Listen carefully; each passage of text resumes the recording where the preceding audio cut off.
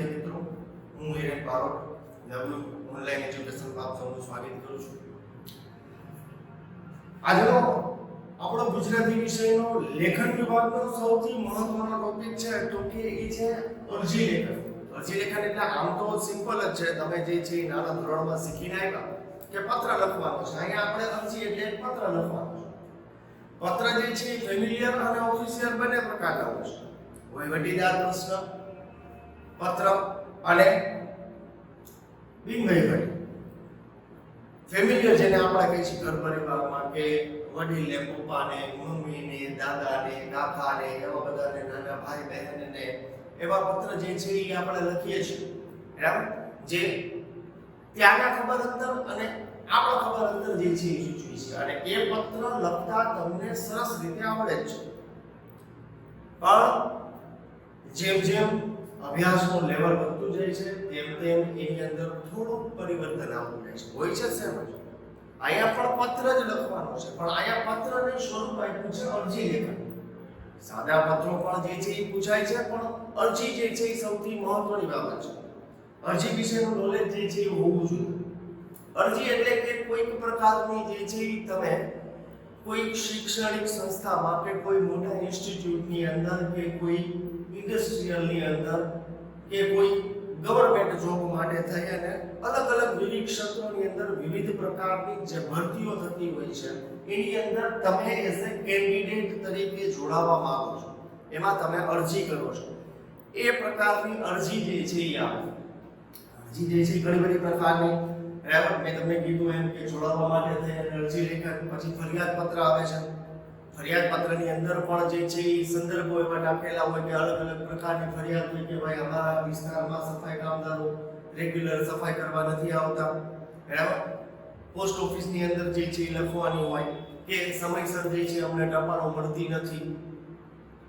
ત્યાર પછી જે તે વિસ્તારના વ્યક્તિના હોદ્દેદાર વ્યક્તિઓ હોય છે એને અનુલક્ષીને જે છે લખવાનું કે ફલાણા વિસ્તારની અંદર જે છે એ પાણી જે છે એ પૂરતો સમય પૂરતું દેવામાં નથી આવતું, અથવા તો પાણી જે છે એ એક બબે આતરિયા મળે છે, જેના હિસાબે આ વિસ્તારના વ્યક્તિઓને ઘણી બધી દુવિધા ઊભી થાય છે. એને કહેવાય છે ફરિયાદ. આજનો આપણો ટોપિક છે અરજી લેખન, જેનું એક ઉત્તમ ઉદાહરણ જે છે મેં લીધું છે રશ્મિબેન દવે. પ્રશ્ન જે છે આપણને પૂછાય છે બોર્ડની અંદર કે અરજી લેખન જે છે એ કરો અથવા તો અરજી જે છે એ લખો, તો તેના ગુણાંકન 5 માર્ક છે. આખી અરજીનો માર્ક છે 5. અહીંયા આપણે ઉદાહરણ તરીકે લીધું છે કે એક પ્રતિષ્ઠિત ઉચ્ચ માધ્યમિક શાળાના એક વિજ્ઞાનના શિક્ષકની જરૂરિયાત છે. એક ઉચ્ચ માધ્યમિક શાળાની અંદર, ઉચ્ચ માધ્યમિક એટલે તમે જેમાં અભ્યાસ કરો છો ધોરણ 11 12 ની અંદર, તો વિજ્ઞાન વિષયના શિક્ષકની જરૂરિયાત છે. એટલે એ જરૂરિયાત માટે થઈ અને એના માટે રશ્મિબેન દવે જે છે એ અરજી કરે છે. હવે એક્ઝામની અંદર ક્યારેક તમને જે છે નામ અને એડ્રેસ આપી દીધેલું હોય છે, અને ઘણી વખત એવી પણ સૂચના આપે છે કે નામ, એડ્રેસ કે સરનામાનો ઉલ્લેખ કરવો નહીં. નામ, એડ્રેસ અથવા તો સહીનો ઉલ્લેખ જે છે કરવો નહીં, એવી બાજુમાં કાઉન્સમાં સૂચના આપેલી હોય છે. તો એ સૂચનાનો મતલબ એવો થાય છે કે આપણે લખવાનું ફરમા મુજબ જ છે, પણ અહીંયા નામ જે છે એને આપણે દર્શાવવાનું નથી. કે એક રીતે તમે જુઓ તો બોર્ડની પરીક્ષાની અંદર લાખોની સંખ્યામાં વિદ્યાર્થીઓ બેઠા હોય છે, તો એ બાળકો જે છે એ પોતપોતાના નામ લખે તો એ હકીકતમાં જે છે એ શું દેખાય છે? એની આઈડેન્ટિટી બતાવે છે, એની ઓળખ બતાવે છે. એટલે નામ લખવાની સૂચના આપે. ક્યારેક એવું કરે છે કે પેપરની અંદર જ નામ આપી દે છે, જેથી કરીને તમામ બાળકો એક જ સરખો ઉત્તરનો જવાબ આપે. એમાં તો કોઈ પ્રકારનું વેરિએશન નથી આવતું. એટલે અરજી લેખનનો ફરમો લખતા બધાને જ આવડે છે. તો આપણે લોકો જે છે ધોરણ 10, 11 અને 12 ત્રણેય ધોરણની અંદર જે છે લેખન વિભાગની એટલી બધી પ્રેક્ટિસ કરી લીધી હોય છે કે આપણા મેચ્યોરિટી અને અનુભવ ઉપરથી આપણે કોઈ પણ વિષય વસ્તુ ઉપર જે છે લખી શકીએ. પણ અહીંયા માર્ક જે છે અરજી લેખનના એના ફરમાના છે કે કઈ પેટર્નમાં જે છે લખાય છે, કઈ પેટર્નની અંદર અરજી લખાય છે. તો આપણે જ્યારે પ્રશ્ન પૂછવામાં 5 માર્કના ગુણ હોય છે, આના ગુણ છે 5. એમાં 5 માર્કની અંદર જે છે આપણે લખવાનું છે તો એની અંદર તમે જે છે ખાસ ધ્યાન રાખજો તો હંમેશા આપણા બુકના પેજના જમણી બાજુથી જે છે આપણે એડ્રેસ લખી છે એટલે આ એડ્રેસ જે છે હું લખ્યું છે કે રશ્મિબેન એમ દવે 21 યોગી સ્મૃતિ અલકાપુરી વડોદરા એનો પિનકોડ એમ તારીખ જે દિવસે લખતા હોય એ તારીખ પણ અહીંયા તમે એક વસ્તુ નોટ કરજો કે જમણી બાજુ જો અહીંયા પાછળ લખવાનું કોઈ લીટી થાય છે પણ આગળ જે છે એક જ સિક્વન્સમાં અક્ષર આવે છે એક પણ અક્ષર જે છે બીજા એની ઉપરની લીટીના અક્ષરની બહાર નીકળવો જોઈએ નહીં આ એની મૂળ પદ્ધતિ છે પેટર્ન છે અને માર્ક આ પેટર્નના જ તમે કેવી પેટર્નથી જે છે પત્ર લખો છો આ તમારી નજરની સામે છે આ જો તો એક જ સરખી લાઈનમાં લખેલું છે જ્યારે આના પાછળ લાંબા ટૂંકી લાઈન થાય છે તો એ ચાલે છે બરાબર એડ્રેસ હંમેશા આપણા પેજના જમણા ખૂણા ઉપરથી જે છે એ શરૂઆત થાય છે જો જમણી બાજુ જે છે એ લખાય છે હવે આયા જે છે આપણે અરજી કરવાની છે અરજી લેખન છે તો એ અરજી લેખનની અંદર જે છે કઈ જગ્યાએ અરજી છે તો કે એક શિક્ષકની અરજી છે ઉચ્ચ માધ્યમિક શાળામાં જો એક શિક્ષકની ઉચ્ચ માધ્યમિક શાળામાં અરજી હોય તો આપણે ધોરણ 11 અને 12 ના વિદ્યાર્થીઓ છીએ તો આપણને ખબર હોય કે શિક્ષક તરીકેની લાયકાત શું જોઈએ કોઈ પણ વ્યક્તિ જે છે ભણાવવાનું કામ ના કરી શકે અને એ લાયકાત મુજબ જે છે એને અરજી કોને લખવાની કે જે તે સંસ્થાના એક માધ્યમિક શાળા જે છે તો એ સંસ્થાના હોદ્દેદાર વ્યક્તિ જે છે એ કોણ હોય છે હંમેશા એના પ્રિન્સિપાલ હોય છે આચાર્ય એટલે અરજી જે છે એ રશ્મિબેન કોને કરશે એ આપણા બુકના ચોપડામાં અહીંયા એડ્રેસ લખી લીધા પછી એક લીટી છોડી અને ડાબી બાજુથી લખવાનું છે પ્રતિ આચાર્ય સાહેબ શ્રી એના પછી સ્કૂલનું એડ્રેસ જે ન્યૂઝપેપરની અંદર આપેલું અથવા તમારી રીતે તમે મૌલિકતાથી બનાવીને લખી શકો કે શ્રી વલ્લભ ઉચ્ચ માધ્યમિક શાળા કોતવાલ સ્ટ્રીટ નાગપર સુરત અને એનો પિનકોડ એટલે કે જે લખનાર વ્યક્તિ છે એડ્રેસ એનું આવશે જમણી બાજુ કોર્નર ઉપર ત્યાર પછી જે છે જેને સંબોધીને આપણે લખવાનું છે કે આપણી અરજી જેને લખીએ છીએ એ સંસ્થાનું અથવા તો વ્યક્તિનું નામ આયા આવશે ફોર એક્ઝામ્પલ આ તમે ફેમિલિયર કોઈને જે છે એવું કોઈ કે ભાઈ તમે હોસ્ટેલમાં ભણો છો અને હોસ્ટેલમાંથી તમારા બધા જ બાળકોની સાથે જે છે પ્રવાસમાં જવું છે તો એ પ્રવાસમાં જવા માટેની મંજૂરી માંગતો પત્ર તમારા પિતાજીને લખો તો અહીંયા અરજી ન કરવાની હોય પિતાજીને કે આ મને મંજૂર કરો તો અહીંયા જે છે તમારું નામ અને એડ્રેસ અને અહીંયા જે પ્રતિ જે છે એની બદલે શબ્દને શું વાપરશો આપણા પિતાજી છે આદરણીય માનનીય પિતાશ્રી આદરણીય પિતાશ્રી આપણાથી મોટા વડીલ હોય કોઈ પણ મોટા લખતા હોય તો આદરણીય આપણી જેવડા સમકક્ષ અથવા તો આપણાથી નાના વ્યક્તિઓને લખતા હોય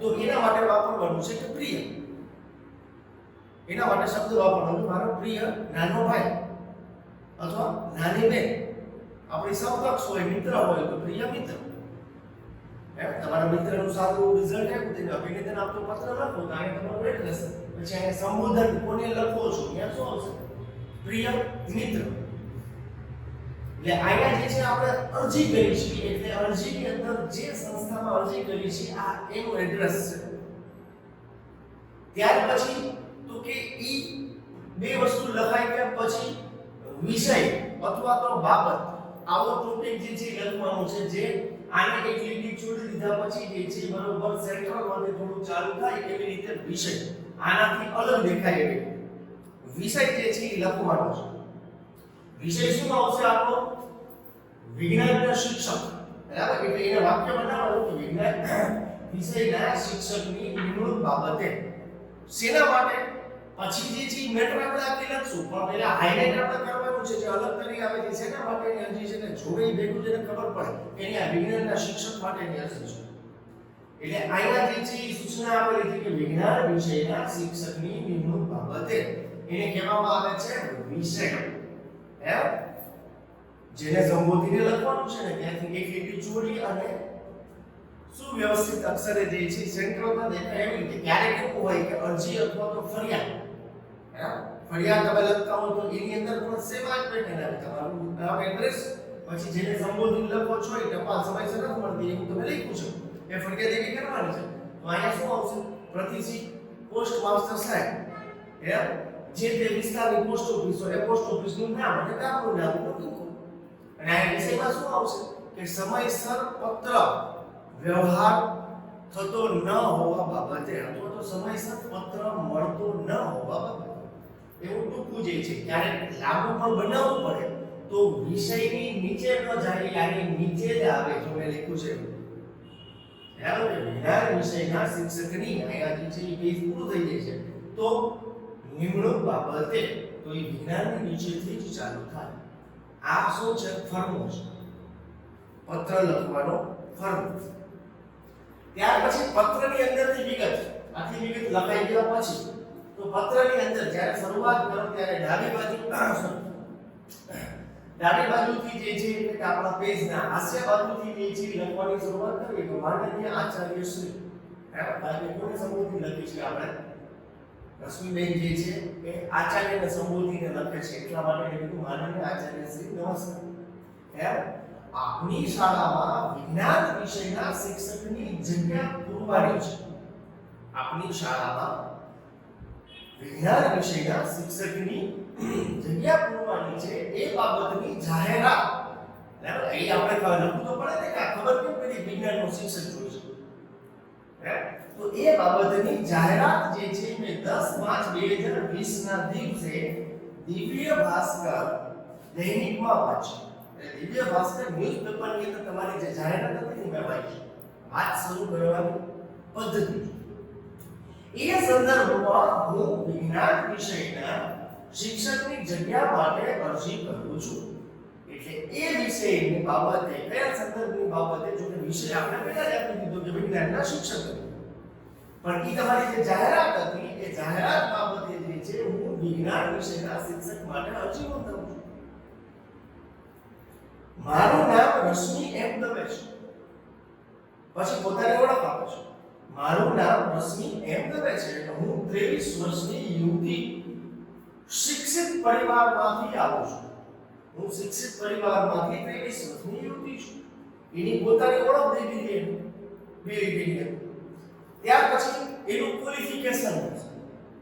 કારણ કે શિક્ષક તરીકે કોઈ પણ વ્યક્તિ જે છે શિક્ષક નથી બની શકતા. એટલે શિક્ષક તરીકેનું ક્વોલિફિકેશન શું હોય અને એમાંય પાછું જે છે ઉચ્ચ માધ્યમિક એટલે એ વસ્તુ જે છે એ ખાસ છે. અહીંયા જે છે શું લખે છે કે મેં BSc ડિગ્રી BSc એટલે કે bachelor of science BSc degree જે છે 2014 માં BSc નો પાસ કર્યો ગ્રેજ્યુએશન કર્યું સાયન્સની અંદર 2014 માં અને BEd શિક્ષકની મહત્વની તાલીમ કોઈ પણ વ્યક્તિ શિક્ષક નથી બની શકતા. જ્યારે BEd ની ડિગ્રી લે BEd કમ્પ્લીટ કરે ત્યાર પછી તે શિક્ષક તરીકે પોતાને સાબિત કરી શકે. ત્યાં સુધી એ શિક્ષક ગણાતા નથી. ઘણા બધા વ્યક્તિઓ છે કે જેને BEd નથી કર્યું પણ છતાં પણ ભણાવવાની કૌશળતા અને કૌશલ્ય બહુ જબરદસ્ત પણ એઝ અ ટીચર તરીકે BEd ની ડિગ્રી હોવી ફરજિયાત છે આપણા સરકારના ધારાધોરણ.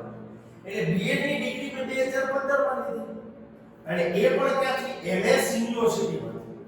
એ પણ કઈ જગ્યાએથી તો કે MS યુનિવર્સિટી મહારાજ સયાજીરાવ ગાયકવાડ યુનિવર્સિટી વડોદરા. BSc માં મને જે છે મુખ્ય વિષય BSc માં એનો મુખ્ય વિષય હતા ભૌતિક વિજ્ઞાન અને ગૌણ વિષય હતો એનો રાસાયણિક. BSc માં એને કયા વિષયો હતા ભૌતિક વિજ્ઞાન હતો અને ગૌણ વિષય એને હતો રાસાયણિક.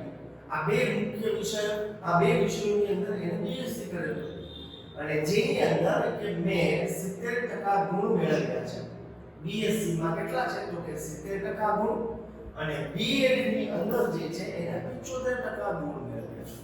અને BEd માં એને કેટલા મળ્યા છે તો કે 75%.